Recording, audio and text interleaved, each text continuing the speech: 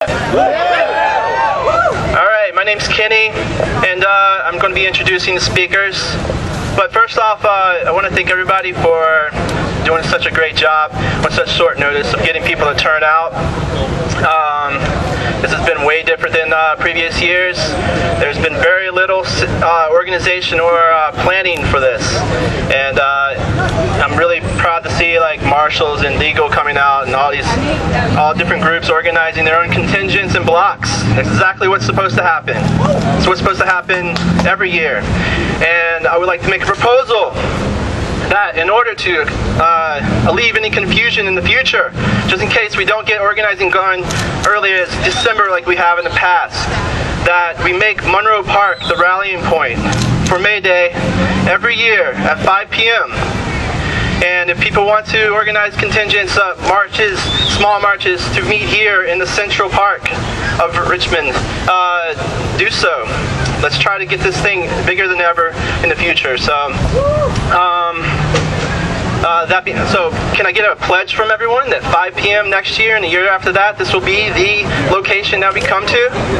Pledge? All right, great.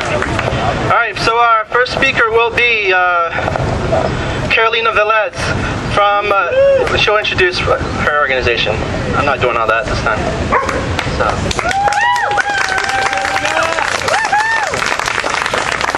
Hola a todos, mi nombre es Carolina Vélez y soy la coordinadora del Comité de Justicia de Inmigración. I'm Carolina Vélez and I'm with Wayside Center for Popular Education, and I'm part of the Immigrant Worker Justice Group. And I'm here with Jonathan, who is part also of the Immigrant Justice Group at the Wayside. And I think that through his spoken word, we are going to tell you how we feel about International Workers' Day. But Wayside and all of us are in solidarity with all of the workers around the world, and how important it is for all of the immigrants to come together with everyone and unite to fight for our rights. How you guys doing? Well, like she said, my name is Jonathan, and I do spoken word about immigration issues that touch me dearly in every way. Like I see them everywhere I go and wherever I live. You know, where I live, there's people that have been deported, and there are little kids that are now without their moms and dads. So this is a poem that I wrote. It says, "Am I a threat? Am I a threat? When you look at me, am I the plague you've come to expect? Am I so wrong for wanting to live in a better place? Or am I a criminal just because of my race? Because I've come here fleeing crime, oppression, and poverty. I've been here so long, this country's a part of me. But how do I open your eyes and make you see what I see? So this is where my battle begins and probably will end, in the tip of a pen, because with a simple signature, me to El Salvador you would send. But something must change in the hearts of men. Learn compassion, how to treat your neighbor like thy own brother. Can't you see you're destroying families, taking children from their mother, and it's not a home after you taking the father. So tell me, if you saw somebody starving, would you give him something to eat? You see him completely exhausted, would you offer him a seat? Because trust my words, crossing a desert is no easy feat. Walking for days in hot sand with your bare feet. Nothing to eat and even less to drink. Sand in your eyes and it hurts when you blink. Walking towards the sun, searching for a better tomorrow. Trying to escape all the pain and the sorrow, the pain of the ones you've left behind. The uncertainty of seeing them again, but they're still in your mind. If God created this earth, but man drew the lines, so I guess the pursuit of happiness has not turned into a crime. Because we come here with nothing more than a pocket full of dreams, searching for a land like none you've ever seen, where gold flows through the streets. You got clothes on your back and shoes on your feet. You wake up with a smile, there's always something to eat. But now I see reality is another. As I wake up with a certain level of fear, afraid to walk out of my door because this could be your last day here. Afraid to see all my hard work and sacrifice thrown away. You see, this is the reality my people face day by day. Why has labor liberty closed their arms to me? Why do I feel so trapped in the land of the free? Why when I turn on the news my race is being attacked? All I want to do is educate myself, but you failed to pass the DREAM Act. And yet, with fire in your voice, pride in your face, you begin to attack my race. But there's ignorance in your voice, and in your mind. Well, separates you and I is nothing but a line drawn in the sand. You see, these are the inventions of man. To think that a line could divide this great land is like trying to cover the sun with one hand. And now I'm responsible for the problems we're facing. You scream he took my job and begin to complain. Was he really more qualified than you when his only word in English was his name? Yet in your eyes he alone holds all the blame. You should bow your head in shame when you come to find his beginnings were not the same. Because he came battling the odds, weather, and treacherous terrain. Walking for days, cramped in a car, holding on for dear life to a train. Because only after you felt what I felt, or seen what I seen, will you truly understand the price of the American dream. Thank you. A mental slave to an intricate system that holds you down as you take it with no resistance. Because you just try to get by. You forgot how to go the distance, exceed expectations. Like when they say the sky's the limit, I just don't see the connection. It's the biggest lie around, because smog-filled skies tend to be awfully close to the ground, especially in a world flipped upside down. So that's what you look for. And then you reach for weapons of war. I hear them roar through the earth. The sky darkens and my heart hurts as death and destiny begin to flirt. And I pick up weapons of war. Guilt, pain, and brains splattered all over the floor. Bodies bloating under the sun. Involuntary victims to the violence caused by the guns. Now tell me, was victory won? Was the mission complete? I would ask the soldiers, but tragically they can't speak. For they fell one by one, leaving a cold goodbye to their daughters and sons. Tears so sad as a hero goes home in a body bag. You can't replace a father's love with an apology letter and a folded flag. I'm not upset, I'm kinda mad, because even kids in kindergarten can tell you war is bad. So what happened to feeding the poor, curing the blinded, living by brotherhood and being revolutionary minded? So come on, brothers, peace is lost somewhere, and it's up to me and you to find it. Is Elizabeth Albrecht and Salim Acuna. Hi everybody, my name is Salim Acuna and this is Elizabeth Albrecht, and we work with various groups. So we're here representing Southerners on New Ground, Song, and we as Song really believe in the feminist tradition of sharing our stories and the power of our stories, because as workers, as working class people, as people of color, and as queer people, our stories are often told for us. So we want to share a few stories with you guys to talk about the importance of workers' rights as LGBTQ rights, as how lesbian, gay, bi, trans, and queer people are deeply connected to the workers' rights struggles that we all are here for today. So, Elizabeth, you want to take it? Hello. So when I was about 20 years old, I was working at a big retail corporation, and I was doing truck unloading for the company, and we were working in really bad conditions. The air conditioner had gone out, and within the store it was over 105 degrees, and we were running up and down ladders, and I had 3 heat strokes on the receiving room floor. And when that happened, my manager, the general manager, grabbed me by my pant leg and dragged me out to the dumpster. And nobody came out except for another queer woman who got ice and water and took care of me. And over again, in all my different working situations, experiencing such solidarity from other queer folks has been some of the only support that I've had.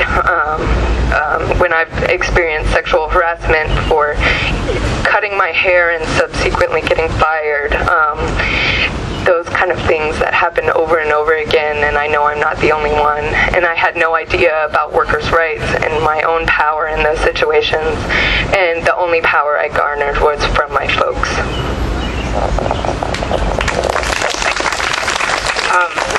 I also want to tell a story. Last year, around this time actually, I had been working at a local restaurant in town that I won't name for about 4 or 5 months, and I am queer and I am undocumented, and for me this was, I think the very first job that I've ever had, because it's nearly impossible for undocumented folks to get any sort of work, and if they do get work, it's usually under awful and horrible conditions. So I was pretty stoked, and I started washing dishes, and I moved on to doing food and making pizzas and things like that, and it was really great. And after about 4 or 5 months, the owners, who were these older white men, questioned me and if I was really undocumented, because they really wanted to put me on the payroll. And I said to them, I'm sorry, you can't, it's not going to work, and it's a risk factor for both myself and for y'all. And he said, well, do you have a bank account? And I was like, yes, I have a bank account, but the banks don't give a shit about my status. They just want my money. So that's not really going to help.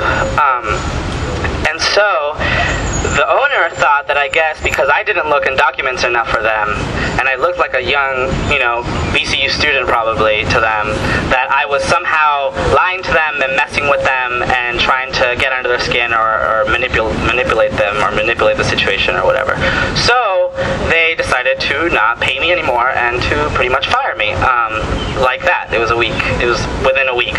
And the only person that helped me really just nag at the owners to get my payment was the chef, who was a Brazilian queer woman who is a badass and a hard ass, and was just not allowing them to screw me over this way, and really stood up for me and was always really supportive and kind to me in that space.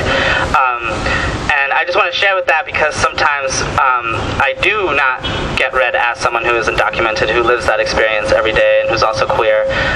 And it's just one little glimpse into the conditions that undocumented people are facing in the workplace, and some of us are also queer in those workplaces. The person that they hired after me was an undocumented person. The person that they hired before me was an undocumented person. So it was really about discriminating based on what I looked like, and making them feel like I was trying to have power over them, which we know that I had no power in that situation. That was strictly up to them. So really wanted to share the impact of that, because a lot of us are facing those conditions, and a lot of us are holding multiple identities in those spaces as well. So I think Elizabeth is going to close us off, and I just thank you for letting us share those stories.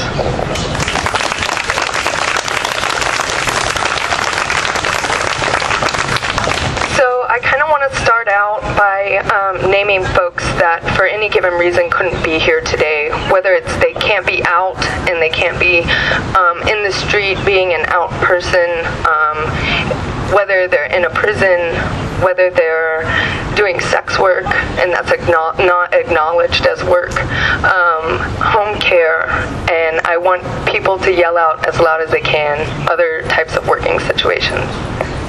Prisons! Hospitals. Detention centers.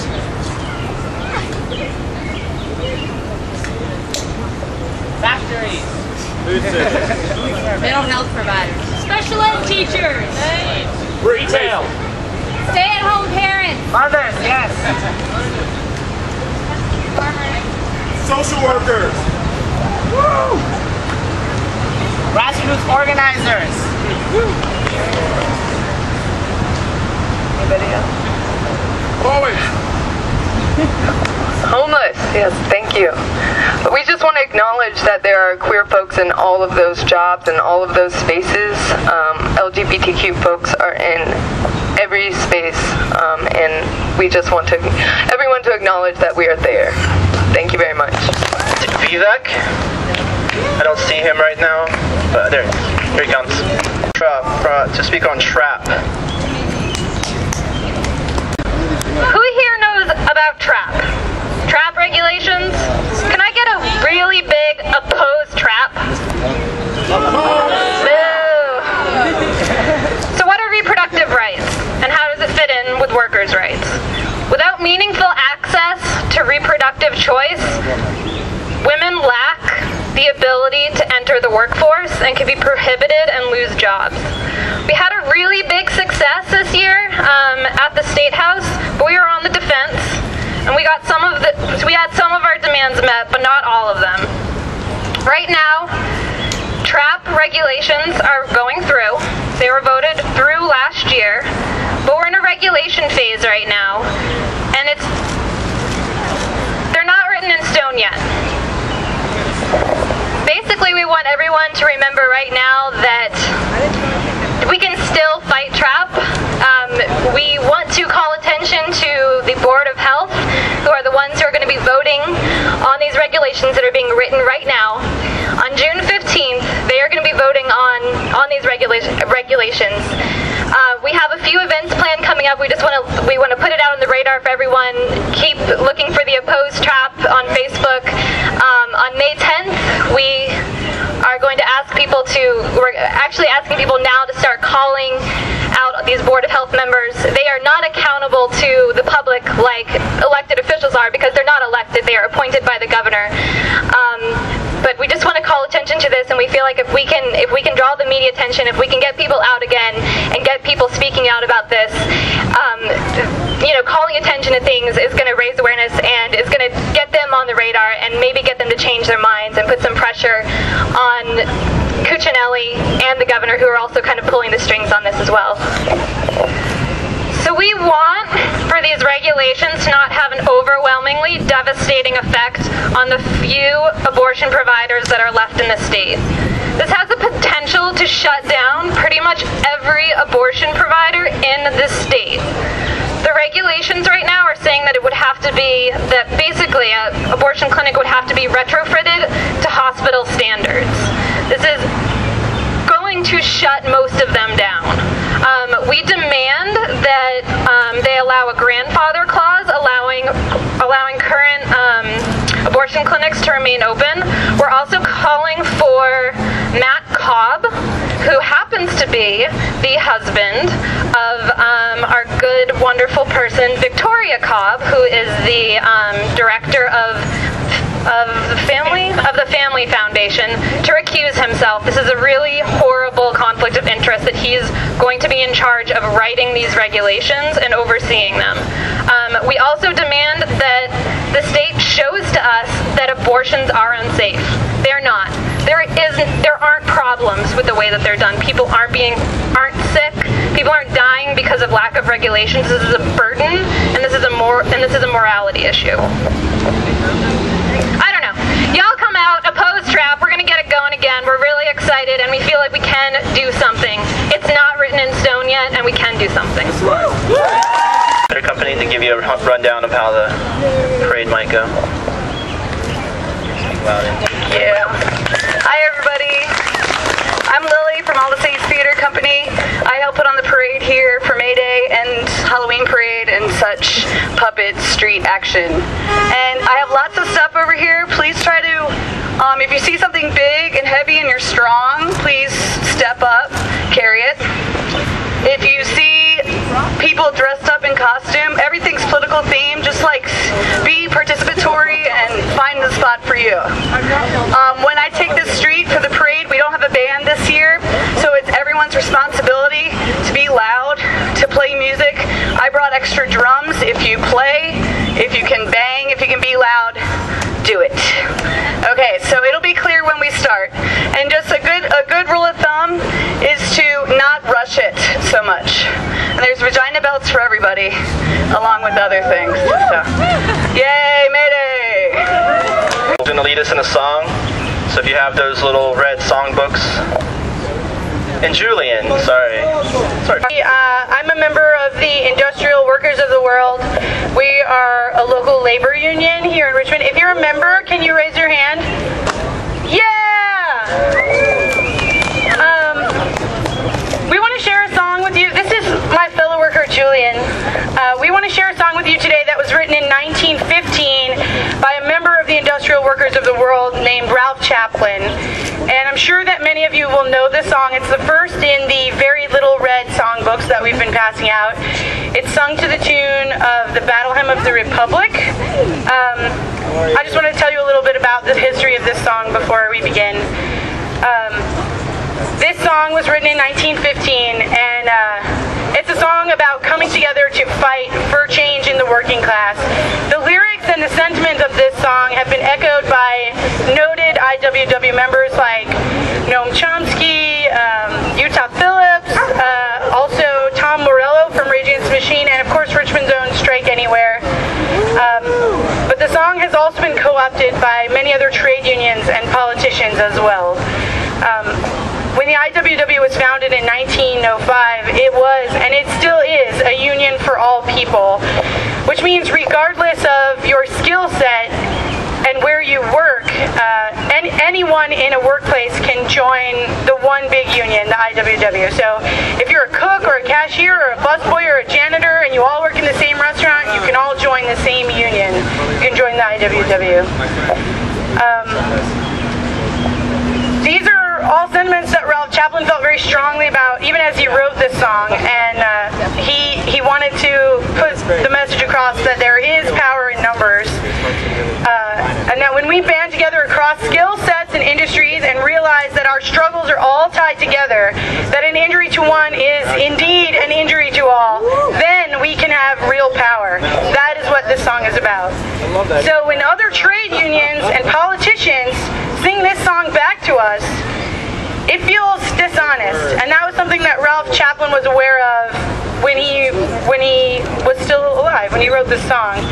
And he said, there is not anyone among us who does not look with a rather jaundiced eye upon the success of Solidarity Forever.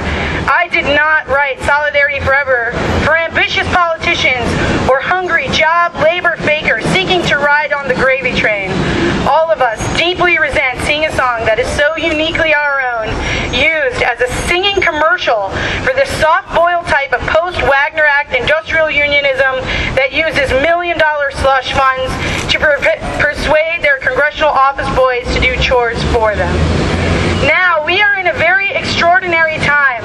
We are so on the brink of revolution with organization and action from Occupy, from Anonymous, WikiLeaks, the industrial workers of the world, and so many organizations that are here today who are fighting for real change for working class people, who are rising up and fighting against greed, corruption, capitalism, sexism, racism, classism that exists here today in the United States. We cannot let trade unions, bosses, ad campaigns, and politicians quiet our voices and our power and sing our song back to us as if it were some kind of lullaby for a sleeping giant. We cannot go back to sleep. There are only nightmares there. As people of the working class, we have to stay on message. We have to reclaim our song and sing it loudly and passionately so that we'll strike fear and change in the hearts of our bosses and our oppressors. If you agree with me, I would like to invite you to sing with me and Julian this most beloved battle hymn of the IWW and for all workers. I am not an awesome singer, but I hope that you will join me and that our power and passion will make up for what we lack in pitch. So I think we've been passing these songbooks out, so it's the first one in your songbook. Sing along when you feel comfortable. When the union's inspiration through the workers' blood shall run, there can be no power greater anywhere beneath the sun. Yet what force on earth is weaker than the feeble strength of one? The union makes us strong. Solidarity forever. Solidarity forever. Solidarity forever. The union makes us strong. It is what we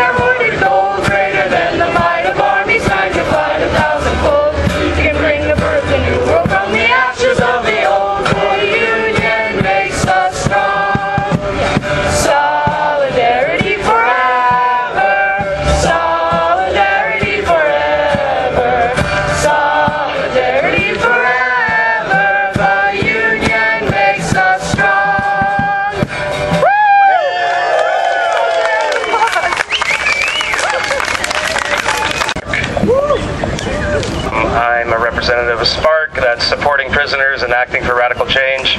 There's another member walking around here right now named Josh. He has our newsletter right now, and this is the newsletter we distribute to all the prisoners in the Virginia prison system, written by our more politically savvy prisoners. So if you want a copy and haven't got a copy, he has them. He's that guy back there with the black hair, black glasses. He's waving his arms. So I got a little speech here that I'll read.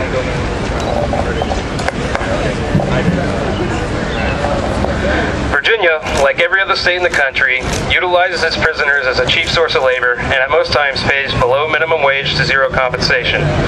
Many people believe that the 13th Amendment abolished slavery, yet if the wording is viewed in the first section, slavery or involuntary servitude is permitted for anyone convicted by the state.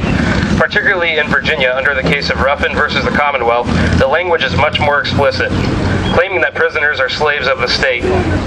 This is all inherently an issue of class and race. Race, because the overwhelming majority of those convicted are people of color. Close to 70% of all Virginia prisoners are black, and black people have perpetually been discriminated and oppressed since they were first enslaved and shipped here for trade. And an issue of class because, well, you don't see bourgeois occupying 40,000 cells across the state with another 10,000 expected in the next decade. If we look at the age demographic of the Virginia prison population, the greatest percentage of those incarcerated are between the ages of 18 to 35. They are the most potent individuals who otherwise can mobilize to take action. These are measures being taken on the part of the ruling class to suppress and coerce all working class people so that they pose no threat to the establishment. Criminality is framed in the context of ethics and morality so that it is justifiable to send large swaths of people into involuntary servitude and confinement. But this veil has to be lifted. It is merely an excuse to state that all these individuals behind those walls are morally or ethically flawed. When your community is economically depressed, as in the means of subsistence or livelihood are vexed, morality and ethics are immediately secondary to survival, and the prospects for survival in Virginia and the country for the working class looks rather grim. It is only through awareness that we all have a common struggle. Whether it be in the prisons or not makes no difference. Unless we can all band together in defiance of the ruling class and refuse to allow them to exploit all labor for the sake of profit over the sake of social responsibility, the situation will continue to degrade to the point of unsalvageability. We have to fight not just for reform, but beyond reform. We have to fight for radical change that dismantles the very foundations our present society is built upon. This is our duty as empathetic beings who want society to function for the purpose of humanity, not for the purpose of things. Thank you. Yeah. Organizers and everyone present today, can everyone hear me? Okay. Hi, good afternoon. My name is Vivek Jan. I'm here as a health advocate, as a physician, as a social justice educator, and as a progressive challenger to Eric Cantor, to the U.S. House of Representatives. A lot of the issues that we've heard today and in the news recently, including immigration, women's rights, labor, anti-racism, justice, environmental stewardship, education, prison reform, gender equality, and others that I can't think of at the moment. These are all issues of human security and human dignity and human need, and they're all related, as the previous speaker said. Others less frequently mentioned include militarism, neoliberal ideology, imperialism, and yes, capitalism. We almost never hear of these. As a physician, I've received a very traditional education, or rather miseducation, which I only in the past decade began to be critical of and realize that I had been exposed to assumptions about history, about the political and economic system that I took to be very natural, but in fact was very pathologic. It made me a participant in oppression, in ignorance, in the class struggle, but on the other side. And so I just ask that we not speak to each other, that we enlarge our circles, that we speak to the public. Because if we only speak to each other, if we don't speak to politicians, if we don't speak to our neighbors, and if we don't educate them, then we miss out on a lot of people who can help us in this struggle that we all have to struggle through together. So I thank you for your time, and I thank Kenneth, and I thank all the participants. Let's go march! Hey everyone. my name is Phil Cunningham. I'm the president of Students for Social Action here at VCU. I'm also a member of Students for Democratic Society and a member of Reframe, which is a coalition of public housing residents, activists, and allies that are committed for fair housing for all in Richmond. And this is my demand for a living wage. I'd like to start and end with a few lines from Percy Shelley's poem, The Mask of Anarchy. What is freedom? You can tell that which slavery is too well, for its very name has grown to an echo of your own. 'Tis to work and have such pay as just keeps life from day to day in your limbs, as in a cell for the tyrants used to dwell. According to a recent report by the Center for Economic and Policy Research, low-wage workers have gotten significantly older and more educated between 1979 and the present. According to the National Low-Income Housing Coalition, in 2012, nowhere in the United States could a full-time worker at minimum wage afford a two-bedroom apartment for themselves and their family. In this Commonwealth of Virginia, the hourly wage needed to afford a two-bedroom apartment or home is $20.26. We reside in the 9th most expensive state in the nation.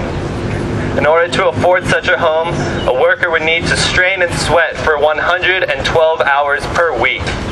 This relates to working about 1.3 jobs, if you even make the estimated mean renter hourly wage at $15.62. The difference is about $4.64, about $5. An extra $5 an hour is about what it would take for most wage workers to just be able to afford rent and utilities and not have to worry about whether they have enough money for gas for work the next day, or if they have enough to pay for child care, or enough to afford fresh vegetables for dinner, instead of going to the drive-thru or microwaving instant pasta for the 3rd time that week. 1 in 4 people in Richmond are in poverty. Something is obviously very wrong with our society when 25% of our population resides in economic poverty. This is why I demand a living wage. If we are to survive at all, this at least is necessary. But the capitalist class has thus far refused to allow this. The current institution of a minimum wage, a worthy concession of its time, sets the wage floor. In order to maintain and expand profit, the capitalists do all in their power to keep our wages and us as close to the floor as possible, right under their shiny loafers. As we have seen so flagrantly with this so-called Great Recession, the capitalists have taken our wages, the profits scoured from our sweat and our stress and our toil, and pocketed or lost them. Then they ran to Washington and unapologetically asked for more money to start over, and got it. This is the workers' money. This is the workers' rent check. This is the workers' food. This is the workers' education. This is the workers' health care. This is the workers' first vacation in 3 years. This is the workers' wants and needs and hopes and dreams. If these capitalists really want their economy to succeed and their free market to liquidate and balance, and maybe even want our society to advance a little bit, then perhaps they should liquidate their own coffers and balance our credit cards and underwater mortgages and student debt. The need for a living wage is more important now than ever. With costs of simply surviving rising ever higher and wages remaining stagnant, workers and their families are left floundering. For the first time in generations, children are now expected to have lower social and economic advancement than their parents. I demand a living wage for all workers within the city of Richmond and the state of Virginia, and I personally endorse and advocate for a general strike to reach this goal. This, however, still leads me to a further question. Are we only to attempt to wrest power from others within a system designed to work against us and create division and competition? Or are we to create our own power within our own system, replacing this hegemonic capitalist structure that oppresses us every day with one that benefits and lifts all, one that allows us to reach our true potential as human beings? And finally, again from Shelley. And these words shall then become like oppression's thunder doom, ringing through each heart and brain, heard again, again, again. Rise like lions after slumber, an unvanquishable number. Shake your chains to earth like dew, which in sleep had fallen on you. Ye are many, and they are few. Thank you. Speakers left. The next up is it will be Kwame from the Defenders. and then we'll have someone from legal and martial liaison will speak. My name is Kwame Benta, and I was initially asked to come here to speak on behalf of November Coalition. And I wear many hats because the issues that my people face here in this Western Hemisphere are multifaceted. I'm here to represent the Defenders for Freedom, Justice, and Equality, an organization that's been around here for quite a few years, fighting for social change, working with prison population, working with housing, working with transportation, working for health care, working to right those injustices that the system creates for the people here. I'm also a member of the November Coalition, an organization that was founded in 1997 to educate the people about the America's longest war that's been going on, and that's the war on drugs. Last Tuesday I was in Washington, D.C. at another rally. So I guess Tuesday is a rally day for me. Tuesday was Mumia Abu Jamal's Earth Day. He's an inmate who is currently in Pennsylvania currently serving a life sentence for a crime that he did not commit. 2000, his death sentence was overturned, and he was subsequently finally released to general population a couple of months ago because the state of Pennsylvania continued to appeal his death sentence being overturned. And so what I want to do is just let y'all know that we stand in solidarity for the May Day international holiday that's been going on for many years for workers' rights. I myself, as an African here in America, I'm a Pan-African nationalist. That's what I am. But I'm also a human being. And I understand that the system that we have today and has been in place for the past, I'd say, 500-600 years is basically a system that's controlled by very few people who pretty much control everything that goes on in our daily lives. We may not see it, but it's happening, you know, from the education to the television to the newspaper to the food we eat to the clothes we wear to just about everything that we do is controlled by an outside force. So what we need to do is come together and realize that we are human beings and we need rights. Workers need to have a living wage, not a minimum wage. A living wage so that we can survive and not have to, you know, and strive and not just survive and be comfortable here. What I would like to do is invite all of y'all to come out next Saturday to the Defenders meeting. It's going to be held at the Williamsburg Community Center at 7 o'clock. We're going to have a guest speaker, a former colonel from the U.S. Army, Ann Wright. She publicly quit the military and the State Department in opposition to the war in 2003 for the invasion of Iraq.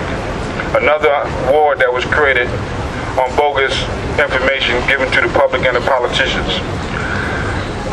I want to go back to the war on drugs, though, because ever since the African was captured and brought here on the slave ships, we as African people have never really had any workers' rights at all. The only time we had employment, full-time employment, was when we was in shackles and on the plantation.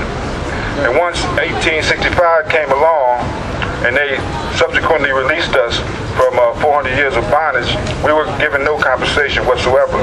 But prior to that, many people were able to get these, I guess, affirmative action grants, go to this place and claim this land, go here and claim this land.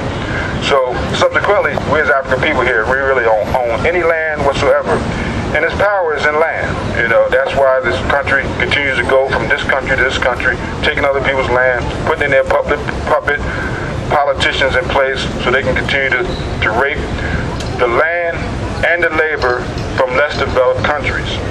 We don't need to be spending money on weapons. We don't need to be spending money going into other countries, destroying them for a few people to benefit from it. I ask myself, if this is supposed to be the land of the free, why is it 2.5 million people in prison? Never before in the history of mankind has a country ever locked up so many people at one time. But most people will say, well, this is the greatest place to be. For some of you may be, but not for me, because when I leave here and on my way home, to me, I'm traveling through enemy territory. Because at any time, I could be pulled over just because of the way I look, and harassed, and maybe even shot, you know, just because I'm going home, just because of the way I look. I don't have to commit a crime or anything. When I see a police officer, I know that he is not my friend. I know that his job is what his job was originally for. And to me, the police department is the slave patrol. They're out to lock people up. And once you're locked up, like the person said before me, you're basically a slave in the United States, which directly affects the working wages out here, because you have corporations inside the prisons, in these private prisons and state and federal prisons, employing prisoners, giving them 12 cents an hour, if that much. Some of us were making maybe $3 a month, working 40 hours a day. 40 hours a week. And to me, nobody should have to work 40 hours a week to make a living wage, because there's an abundance on this planet for all of us to live and strive and prosper if we can just wrestle away the control of the resources from those in charge. So I would like to invite y'all to come out this Saturday to the Defenders meeting. It's not our regular scheduled meeting. Normally we meet every first Monday. But this Saturday we're going to be meeting at the Williamsburg Community Center. We'd like to invite y'all to come out and hear what the Colonel has to say, and join the Defenders, join the organization, and understand that the war on drugs is not a war on drugs. It's a war on the African community. It's a war on all of you also, and it's a war on this planet, because there's a product called hemp that can meet all the world's energy needs. Yet and still, farmers cannot grow hemp, even though hemp will not get you high. There's something terribly wrong with those laws there and a whole lot of others. So I thank you for your time, and for peace to be, the drug war must end. Thank you. From legal to give you a rundown on what the role of legal is during this event. Jim! Hi and welcome. If there's any sort of conflict, I'm Vivek Jan, and I'm an independent running against Eric Cantor for the 7th Congressional District for the U.S. House of Representatives. I'm here today on May Day as part of the demonstration in Monroe Park. I'm here as a health advocate, I'm here as a social justice educator, as a member of the Richmond community, and as an advocate for the needs with the legal number on it.